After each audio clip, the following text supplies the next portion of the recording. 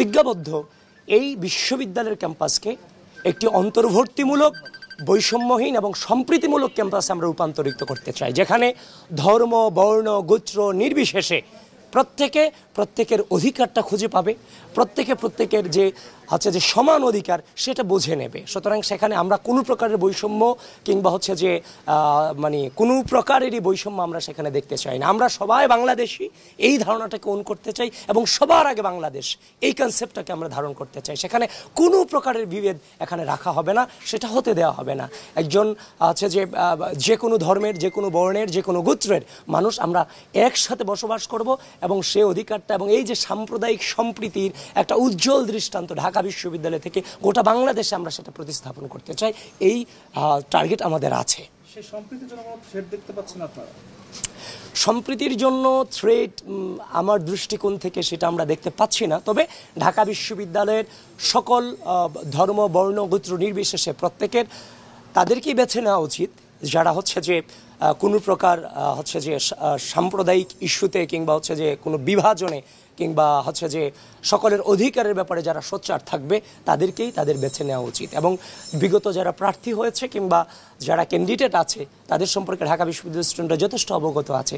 সব কিছু মিলে বিগত সময়ের সকল ডাটা কালেকশন করে তাদের রিসার্চ করে সেরকম প্রার্থীদেরকে বেছে নেওয়া উচিত, এটাই আমি মনে করি। আর আমাদের জায়গা থেকে, আমাদের প্যানেল থেকে আমরা সাম্প্রদায়িক সম্প্রীতির জায়গাটাতে সর্বোচ্চ জোরদার করবো। এখানে আমরা ঢাকা বিশ্ববিদ্যালয়ের জায়গাটা থেকে যদি আমরা সেই জিনিসটা প্রতিষ্ঠিত করতে না পারি, গোটা বাংলাদেশ আমাদের কাছ থেকে কি শিখবে? কারণ এই ডাকসু নির্বাচন তো এখন গোটা বাংলাদেশের ম্যাটার হয়ে গেছে। গোটা বাংলাদেশের মানুষের ডাকসু নির্বাচনের দিক তাকিয়ে আছে। সুতরাং ডাকসু নির্বাচনের দিক যেমনভাবে গোটা বাংলাদেশের মানুষ তাকিয়ে আছি, ঠিক একইভাবে আমরা যেন গোটা বাংলাদেশের জন্য একটা মডেল হতে পারি, যে আমরা যেন একটা এত কালের যে অপসংস্কৃতিগুলো আছে এগুলোর এগেনস্টে যেন একটা সুন্দর পরিবেশ উপহার দিতে পারি, সেই আশাটাও কিন্তু বাংলাদেশের মানুষ আমাদের কাছ থেকে করে।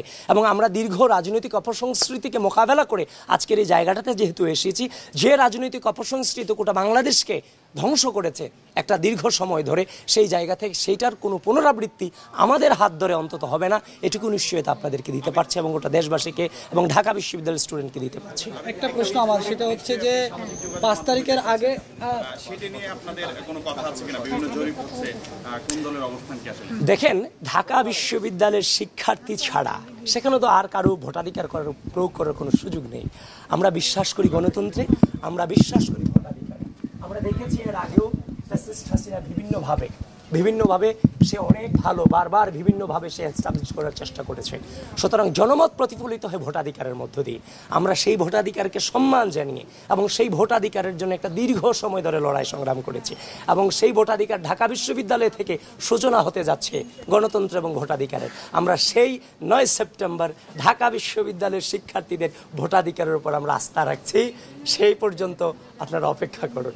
সুতরাং অন্য কোনো ম্যাটারে আমরা আপাতত কোনো কনসার্ন দিচ্ছি না। সোশ্যাল মিডিয়ায় কালকে একটা পোস্ট দেখা গেছে, একজন প্রার্থী ক্লাসরুমে প্রচারণা চালাচ্ছে। এর বিরুদ্ধে কি আপনারা কোনো অভিযোগ দিবেন বা আপনাদের কিছু বলার আছে কিনা আচরণবিধি ভঙ্গের? ক্লাসরুমে সরাসরি প্রচারণা শুধু গতকালকে না, এর আগেও আমরা দেখেছি অনেক হেভিওয়েট প্রার্থী সরাসরি ক্লাসরুমে প্রচারণা চালিয়েছে। এটা সুস্পষ্টভাবে নির্বাচনী আচরণবিধি লঙ্ঘন। সেটা দেখলাম যে মোটামুটি অনেক পত্রিকাতেও সেই নিউজটা এসেছে। সুতরাং যেহেতু আপনাদের কাছে এসেছে, আমার কাছে এসেছে, নির্বাচন কমিশনের কাছে অবশ্যই গিয়েছে, এখন তারা কি ব্যবস্থা গ্রহণ করেছে সেটা তারা বলতে পারে। নীলক্ষেত, নাজিরাবাজার বিভিন্ন রেস্টুরেন্টে হলের শিক্ষার্থীদের নিয়ে খাওয়ানো হচ্ছে, তো এই সুযোগটা আছে কিনা হলের শিক্ষার্থীদের নিয়ে?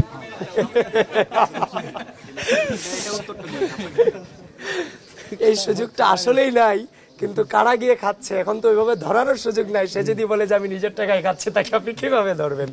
তো যাই হোক, এগুলো নিয়ে আপনারা কথা বলেন, নির্বাচন কমিশনের সাথে কথা বলেন, এই নিয়ে আমার কোনো মন্তব্য নাই।